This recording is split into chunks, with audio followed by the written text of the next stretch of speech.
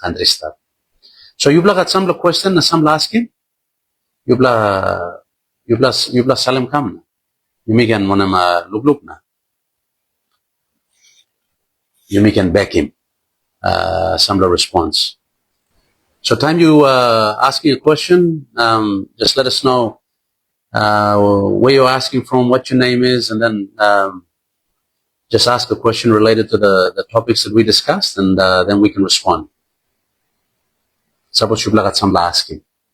Yeah, for the first question about we've been talking a lot, and then what no can talk to planting come outside law make him something. Well, it's on record. I was the first term member of parliament as deputy opposition leader to have parliament recalled because of this sort of violation of the constitution. And I'm still in the fight. On Monday, we have a vote of no confidence Supreme Court hearing where we are seeking to invalidate this nefarious section amendment to section 145, where it's just giving the Prime Minister another 18 months before he can be challenged on the floor of Parliament. And that's being heard on Monday. So I've been quietly working on pushing this agenda. And finally we're there, so we'll be in court on Monday. And that's to have Parliament recalled to move another motion of no confidence in the Prime Minister and change the government before the election. So that's the actions that I have been taking as a responsible opposition leader on behalf of the people of Papua New Guinea. Yeah, for unemployment, we have to, this is a serious issue. This is a serious issue. There's two issues from one of the questions about the question on accountability and unemployment. So if we look at our comparative advantage, Papua New Guinea and Mibla Pabablo agriculture, coffee, cocoa, copra, oil palm. You talk to one agriculture, ground kilimibla, wara kilimibla. We have the best arable land. We have a lot of land that is just not being utilized. So agricultural potential is at its peak. So we have a big population that's just sitting there doing nothing. So government policy must make this youth bulge productive and engaged in agriculture. So at the same time, they're getting paid, they're improving their livelihoods, they're getting an income, and they're increasing agricultural export volumes at the same time. So this is how we will achieve that agricultural revolution that all successive governments have been talking about, but have failed to achieve. And then at the same time, you address the youth bulge pandemic, and you have all these millions of people productively engaged in employment. Then you completely change the game because you change the country. So for all the funds that are missing, it comes back to quality of spend. I want to place on record that Mibla Luksawal, or the Honorable Joe Cooley, the only minister under the ESON framework launched by the opposition that has responded to clearly tell the country how he spent his budget appropriation for 2025, the impacts that he had, what he could have done better, and what he plans to do in 2026. We salute the Minister for Correctional Services, the only minister to have done that. Everybody else? Well, there you go. If there's no transparency in public funding, in how you're spending public funds, then the people will continue to be playing this guessing game. Now, you may not say, our minister, I'm spending money, or I'm not spending money.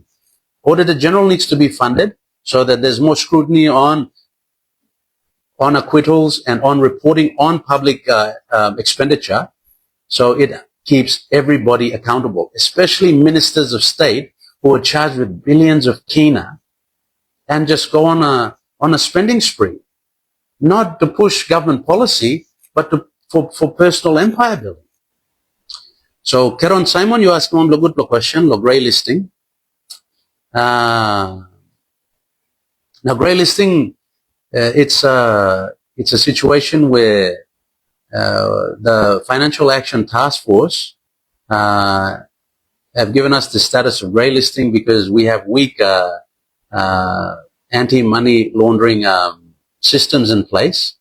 So they have to improve this know your customer standards and really identify the origin of where money is coming from and how it's going to other banks in Australia and Singapore and how it originated here in Papua New Guinea.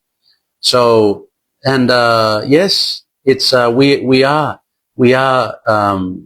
looking at how best we can get off the grey listing list because it affects investor confidence and it increases the cost of trade for all business houses. So, Karen Simon, the last we heard was that the government was working on it, and the opposition asked multiple questions on when they would announce what their plans were and publicly display.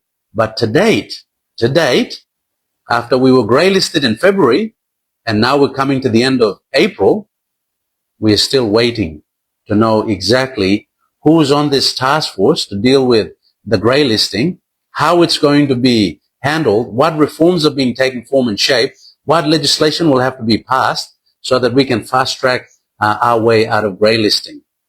But in addition to that, we also had to ask how we got into grey listing in the first place. Prevention is always better than cure. And this clearly shows that we had a government that was simply not alert na emno lukim ol sambislakain heavy ba come up na yumigo inside penis. Now, that's a good question about,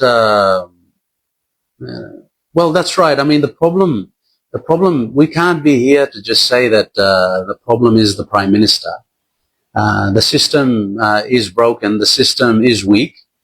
There are many areas in the public service machinery, in the whole supply chain, in the procurement system, that have loopholes and that are open for manipulation and that can easily be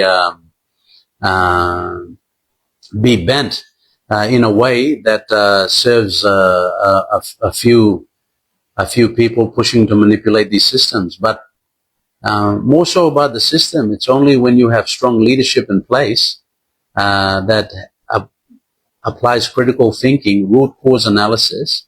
Na yumi can look him also heavy and stuff inside the public service machinery. This is what you need to do to fix it. Now, you look at the three standards that Singapore applied: meritocracy, pragmatism, honesty. These were the standards that applied throughout the whole of government. And look at the results that they produced. They've solved solutions like unemployment, like housing. They just solved all these problems. Corruption. They solved all these problems. Now they're the tiger of Asia. And they don't have the oil and gas that we have. So it's only leadership that will end this paradox. According to Sir Jay, a mountain of gold floating on a sea of oil.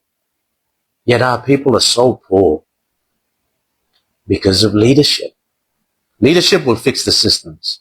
Leadership will set the country on the right course. Leadership will achieve Vision 2050.